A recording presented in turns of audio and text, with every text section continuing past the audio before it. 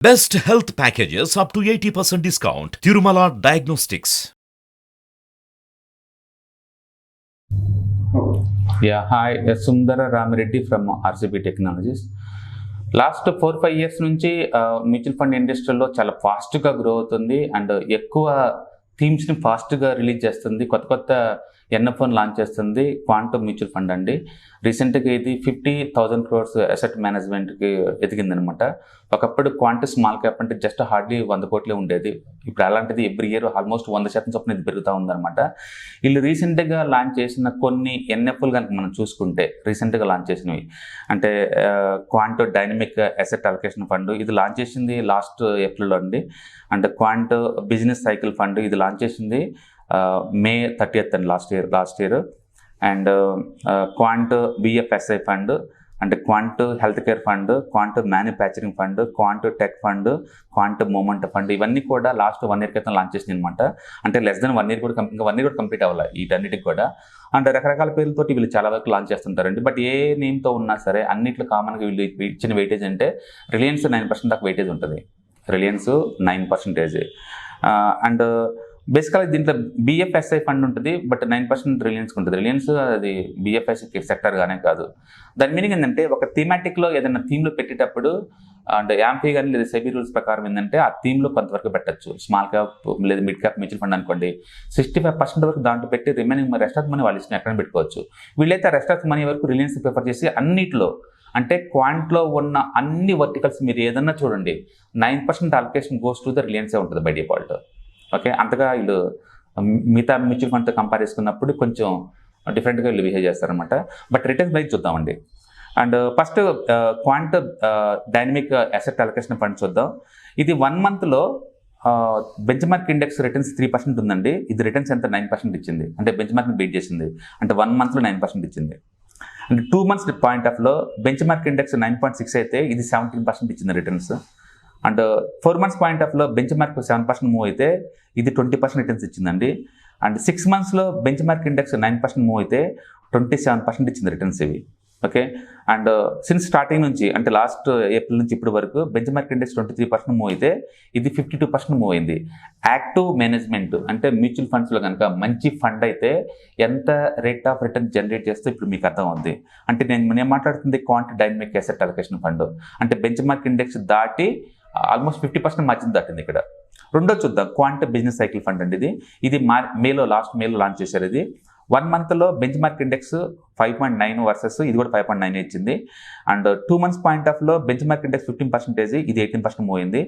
And 4 months point ఆఫ్లో benchmark 13% అయితే ఇది 19% ఇచ్చింది. సిన్స్ స్టార్టింగ్ నుంచి బెంచ్ మార్క్ ఇండెక్స్ 44% రిటర్న్స్ ఇస్తే ఇది 82% ఇచ్చింది. అగైన్ బెంచ్ మార్క్ ఇండెక్స్ని అండ్ 50% మార్జిన్తో బీట్ చేసింది Quant business cycle fund. And Quant BFSI fund అండి. ఇది 1 monthలో 3% వచ్చిందండి బెంచ్ మార్క్ ఇండెక్స్. ఈ ఫండ్ మాత్రం 8% జనరేట్ చేసింది. అండ్ అదే 4 months చూసామనుకోండి బెంచ్ మార్క్ ఇండెక్స్ 8% ఇస్తే ఇది 17% ఇచ్చింది. సిన్స్ స్టార్టింగ్ నుంచి చూసారనుకోండి బిఎఫ్ఎస్ఐ ఫండ్ 20% 1 year పాయింట్ ఆఫ్లో ఏది బెంచ్ మార్క్ ఇండెక్స్ ఇచ్చింది, ఇది మాత్రం 85% ఇచ్చింది. Okay, again beating with more than 50% margin. And ఇలా మనం చూసామనుకోండి ఈవెన్ హెల్త్ కేర్ ఫండ్ కూడా చూసామనుకోండి అండ్ ప్రతి చోట బెంచ్ మార్క్ ఇండెక్స్ని బీట్ చేస్తుంది. ఇవ్వండి అండ్ క్వాంట్ మ్యానుఫ్యాక్చరింగ్ ఫండ్ ఇది కూడా బెంచ్ మార్క్ ఇండెక్స్ 50% మార్జిన్తో బీట్ చేస్తుంది. అండ్ క్వాంట్ టెక్ ఫండ్ ఇది కూడా బెంచ్ మార్క్ ఇండెక్స్ని బీట్ చేస్తుంది. అండ్ క్వాంట్ మూమెంట్ ఫండ్ ఇది కూడా బెంచ్ మార్క్ ఇండెక్స్ని బీట్ చేస్తూ పోతుంది. అంటే మీరు క్వాంట్లో ఏ మ్యూచువల్ ఫండ్ తీసుకున్నా సరే వాళ్ళు ఫ్రీక్వెన్సీగా లాంచ్ చేస్తున్నారనే కానీ బట్ ఏది తీసుకున్నా సరే మీకు రేట్ ఆఫ్ రిటర్న్ మాత్రం ఖచ్చితంగా బెంచ్ మార్క్ ఇండెక్స్ని బీట్ చేస్తుందండి. అఫ్ కోర్స్ 1 year అంటే వెరీ షార్ట్ టర్మ్ డేటా అండి. బుల్ మార్కెట్లో ప్రతి ఒక్కళ్ళు మనీ మేక్ చేస్తారు. బట్ హిస్టారికల్ డేటా మనం చెక్ చేసుకుంటే మనకు అర్థం అవుతుంది. అందుకని మ్యూచువల్ ఫండ్లు ఎప్పుడు కూడా షార్ట్ టర్మ్ డేటా తీసుకుని కంపారిజన్ చేయమాకండి. ఇదేంటంటే జస్ట్ కంపారిజన్ కోసం నేను చెప్పాను అంతే. ఎందుకంటే బుల్ మార్కెట్లో ఉన్నప్పుడు anybody can make the money. Bear market వచ్చినప్పుడు సైడ్ మార్కెట్లో వచ్చినప్పుడు దాన్ని ఎలా హ్యాండిల్ చేస్తున్నారు అనేదే ఇంపార్టెంట్ అనమాట. బట్ క్వాంట్ మనం చూసుకుంటే స్మాల్ క్యాప్ మిడ్ క్యాప్ ఇలాంటి ఏదైనా సరే ఆల్మోస్ట్ 10 years ట్రాక్ రికార్డ్ ఉందండి. అవన్నీ కూడా డీసెంట్ రిటర్న్స్ 10 years పాయింట్ ఆఫ్లో, 5 years పాయింట్ ఆఫ్లో, 3 years పాయింట్ ఆఫ్లో, 1 year పాయింట్ ఆఫ్లో ఏ టైం ఫ్రేమ్ తీసుకున్నా సరే మనకి అన్ని ఏరియాలో కూడా బాగా వస్తుంది. Hope these are also going to generate the and good money అనమాట. సో ఈ క్వాంట్లో ఉన్న గొప్పతనం ఏంటంటే అన్నింటిలో కామన్గా 20% స్టాక్స్ ఉంటాయి బై డిఫాల్ట్. ఓకే, దాన్ని ఓవర్ ల్యాపింగ్ అంటాం కదా, ఓవర్ ల్యాప్ 20% దాకా ఉంటే పర్టికులర్ రిలయన్స్ అన్నింటిలో ఉంటుంది బై డిఫాల్ట్ అప్ టు 9% వరకు. ఇంతకుముందు ఐటీసీ ఉండేది, ఇప్పుడు కంప్లీట్గా ఐటీసీ క్లోజ్ చేశారు. ఇప్పుడు మాత్రం రిలయన్స్ని 9% వెయిటేజ్ ఇచ్చారు. రిలయన్స్ ఒకటి, జియో ఒకటి, రెండింటికి 13% వెయిట్ ఇచ్చారు అన్ని వర్టికల్స్లో బై డిఫాల్ట్. ఈరోజు రిలయన్స్ ఆల్మోస్ట్ 2.5% మూవ్ అయిందండి. అంటే ఈ ఫండ్ మిగతా ఫండ్తో పోల్చుకుంటే ఈరోజు లిటరల్లీ 1% పెరగబోతుంది. ఈ అన్ని ఫండ్స్ అంటే క్వాంట్ సంబంధించిన అన్ని రకాల మ్యూచువల్ ఫండ్స్ ఈరోజు 10th డేట్ జనవరి 10th, రేపు కనుక మీరు చూసుకుంటే అది 1% పెరగబోతుంది.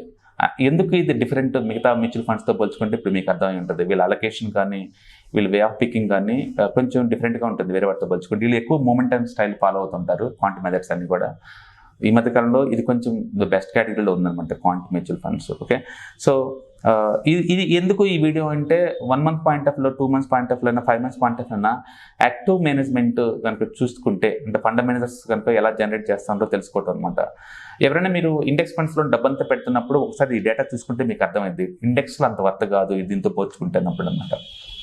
ఎందుకంటే ఇక్కడ బెంచ్ మార్క్ ఇండెక్స్ ఇది nothing but index, bench mark index nothing but index అంతే.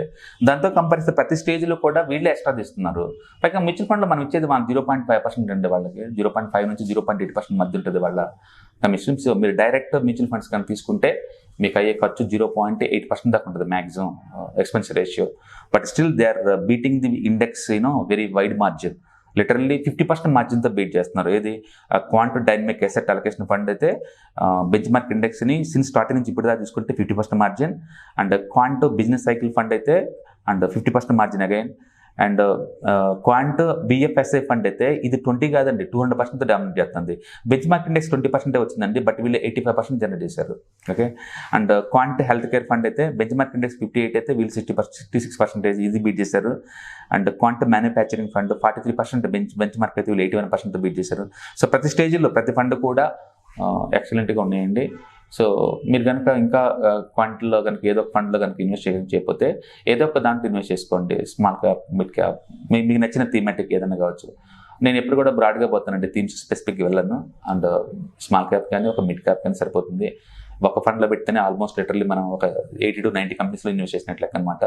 లేదా జనరల్ రిక్వైర్మెంట్స్కి 1 లేదా 2 ఫండ్స్ సరిపోతుంది. ఓకే, క్వాంట్ నుంచి ఒకటి తీసుకోండి, ఎందుకంటే they are doing excellent work మిగతా వాటితో కంపేర్ చేసినప్పుడు. And of course Nippon value style అండి వాళ్ళది, వాల్యూ ఇన్వెస్ట్మెంట్. వాళ్ళు ఎక్కువ స్టాక్స్లో పెడతారు, రిస్క్ మినిమైజ్ చేస్తారు. వీళ్ళు అట్లా కాదు, మూమెంటాన్ని బేస్గా తీసుకొని వీళ్ళు జనరేట్ చేస్తూ ఉంటారు అనమాట. సో ఒక్కొక్క ఫండ్ ఒక్కొక్క స్టైల్ ఉంటుంది. బట్ మనం తీసుకునేటప్పుడు మాత్రం ఈ ఎక్స్పెన్సివ్ రేషియో, ఈ sharp ratio, alpha, beta and long term ఎంత వెల్త్ క్రియేట్స్ వీటన్ని పారామీటర్లు బేస్గా తీసుకొని మనం రికమెండ్ చేసుకుంటాం. కాబట్టి ఇన్వెస్టర్స్ అందరూ కూడా వాళ్ళ రిస్క్ ప్రొఫైల్ బేస్గా తీసుకొని ఇన్వెస్ట్ చేయండి. ఇది జస్ట్ ఏంటంటే 1 month, 2 months, 6 months point of లో how they are beating the relevant benchmark అనేది అనమాట ఈ వీడియో అనమాట. Okay, thank you, all the best.